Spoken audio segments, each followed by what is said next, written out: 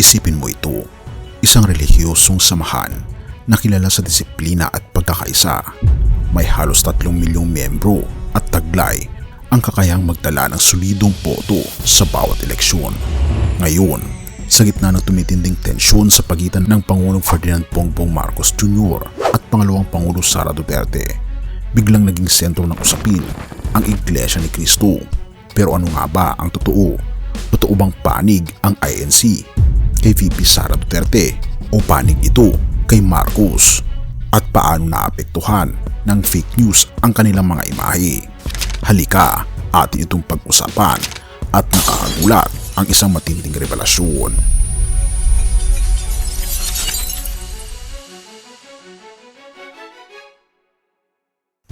Unahin natin ang tanong na ito.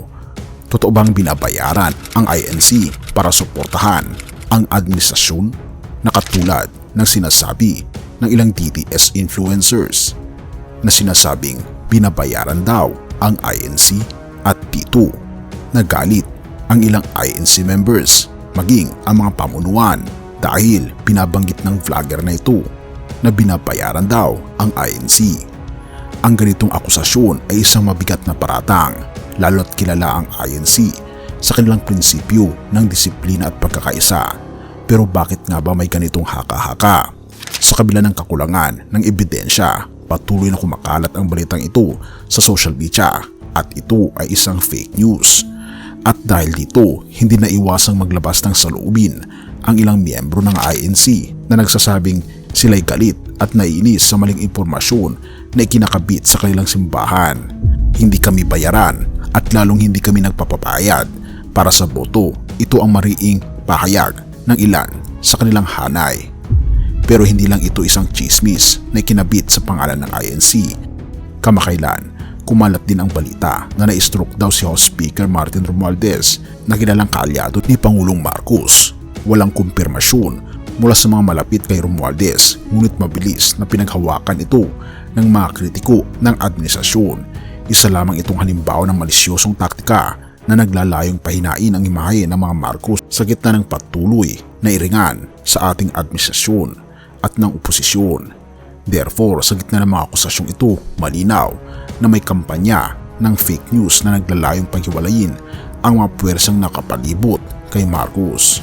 Ngayon, balik tayo sa INC. Ano nga ba ang posisyon nila?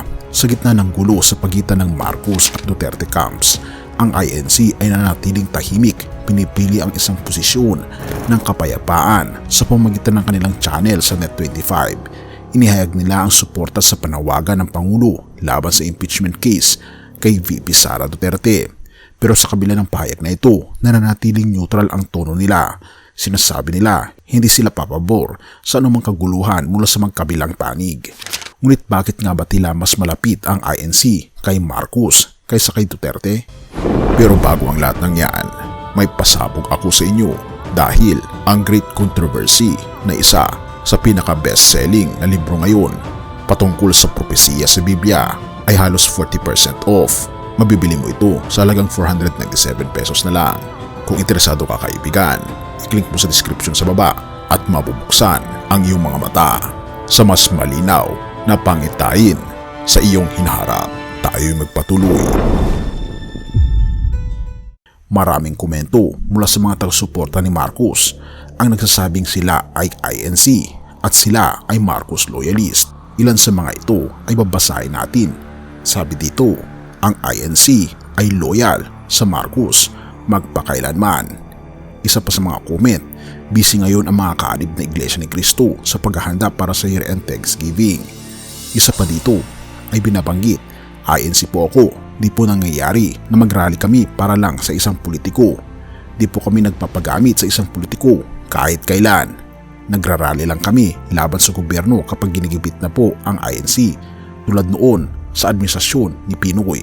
Pero para sa isang politiko na palamura, hindi po kami paggagamit dyan. Mahigpit po ang aming pamamahala na sumunod sa pamunuan at gobyerno dahil sa ito'y nakasulat sa Roma 13 verse 1-5.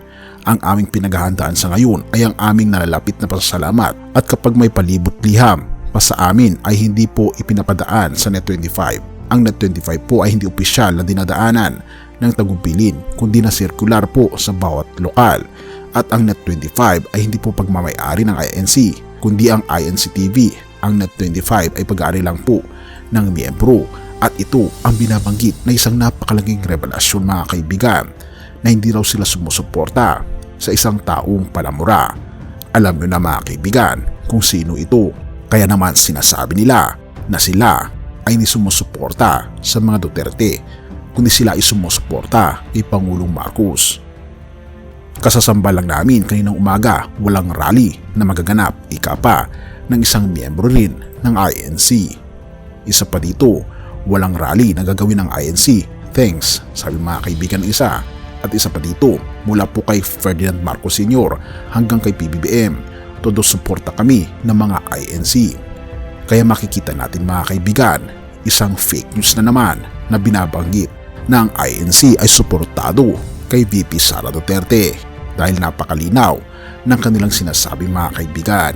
Kamakailan lamang, ipinahayag ni Marcos ang kanyang paghanga sa liderato ni Manalo kasabay ng deklarasyon ng isang holiday para sa 111th anniversary ng INC. Hindi ba't malinaw na may malalim na respeto at koneksyon si Marcos sa INC? Pero ang tanong, bakit tila ang DDS ay nagiging mas agresibo sa kanilang mga paratang laban sa INC? Ang sagot ay malinaw. Ang pagkakaibigan ng INC kay Marcos ay isang malaking pwersa na maaaring magdulot ng problema sa sinumang kalaban ng Pangulo.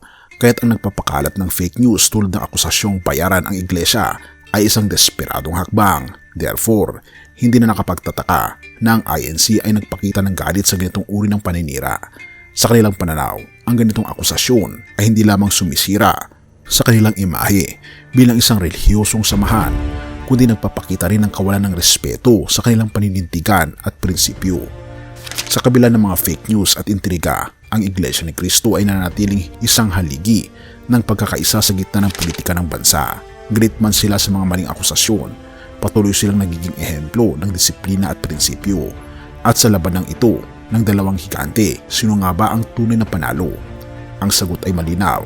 Ang nagtataguyod ng kapayapaan at pagkakaisa, ang tunay na mahal ng INC, at walang iba kundi sa Pangulong Bongbong Marcos Jr. Kawikaan 4 verse 24, huwag kang magtataglay ng kasinungalingan, magpakalinis ka sa iyong mga labi, huwag kang gagamit ng panlilinlang. Ang talatang ito ay isang malinaw na paalala sa atin tungkol sa kasamaan at kasinungalingan at panlilinlang sa gitna ng mga fake news at maling akusasyon tulad ng mga issue na ipinupukol sa Iglesia ni Cristo. Ipinapakita ng kawikaan ang halaga ng pananatiling tapat at totoo sa ating mga salita at gawa. Ang paninira at pagpapakalat ng maling impormasyon ay hindi lamang sumisira sa imahe ng iba, kundi nagdudulot din ng pagkakawatak-watak sa ating komunidad. Bilang mga tagasunod ng ating Panginoon Jesucristo, tinatawagan tayo na mamuhay ng may katotohanan at respeto sa isa't isa. Ang Iglesia ni Cristo bilang isang samahang relihiyoso na naninindigan para sa disiplina at pagkakaisa ay may karapatang ipagtanggol ang sarili laban sa mga maling paratang. Gayun din bilang mga Pilipino, dapat tayong magsanay ng tamang pagsusuri ng impormasyon at iwasan ang pagpapakalat ng maling balita at walang katotohanan. Sa gitna ng mga tensyon at intriga, ang pagiging maingat sa ating mga salita at pagpapahayag ng katotohanan ay hindi lamang isang responsibilidad, kundi isang paraan upang ipakita ang ating pagmamahal at respeto sa kapwa. Sa ganitong paraan, mas mapapalapit tayo sa layunin ng ating Panginoong Diyos para sa atin, kaibigan, ang mabuhay ng may kapayapaan at pagkakaisa. Purihin ang ating Panginoong Diyos at tayo manalangin. Ama naming Diyos na makapangyarihan sa lahat na nasa langit, kami po ay nagpapasalamat sa araw na ito at sa pagkakataong magkakasama-sama sa pagninilay ng iyong mga salita. Sa gitna ng mga intriga at maling impormasyon na bumabalot sa aming lipunan, hinihiling namin ang iyong patnubay at gabay upang manatili kaming totoo, matapat at mapayapa sa aming mga kilos at salita. Ama naming Panginoong Diyos, basbasan po ninyo ang INC, pati na rin ang lahat ng relihiyosong samahang naglalayong itaguyod ang kapayapaan at pagkakaisa. Tulungan mo silang harapin ang mga maling paratang ng may lakas, pananampalataya at katatagan. Nawa'y maging inspirasyon sila sa amin upang palaging piliin ang katotohanan kaysa kasinungalingan. Tulungan niyo po sila, Panginoon, at kami na maniwala na ang aming Panginoong Jesucristo ang siyang magbibigay sa amin ng tunay na kaligtasan. Ama naming Panginoong Diyos, hinihiling din namin ang iyong basbas para sa mga nanonood at kasama naming nakikinig ng panalangin ito. Patnubayan niyo po kami sa aming pang-araw-araw na buhay. Bigyan niyo po kami ng kaliwanagan sa gitna ng mga intriga at turuan kaming mamuhay ng may pagmamahal at respeto sa aming kapwa. Naway palagi kaming magabayan ng iyong mga salita sa aming mga direksyon at aksyon. Ama naming Panginoong Diyos, patawarin niyo rin po ang mga nagpapakalat ng mga maling balita. Hipuin niyo ang kanilang mga puso upang sila'y magbago at piliin ang landas ng katotohanan. Sama-sama naming hinihiling na mas lalo kaming magkaisa bilang isang bansa at naway ang aming mga lider ay patuloy na maglingkod ng may malasakit at katapatan sa aming bayan. Salamat po aming Panginoong Diyos o aming Panginoong Diyos sa walang hanggang pag-ibig po ninyo at gabay. At salamat sa pagdinig ng aming mga panalangin at patnubayan po kami at patawarin po kami sa lahat ng aming pagkukulang at pagkakasala sapagkat ito ang isang mutiling sa matamis na pangalan ng aming Panginoong Hesus. Amen.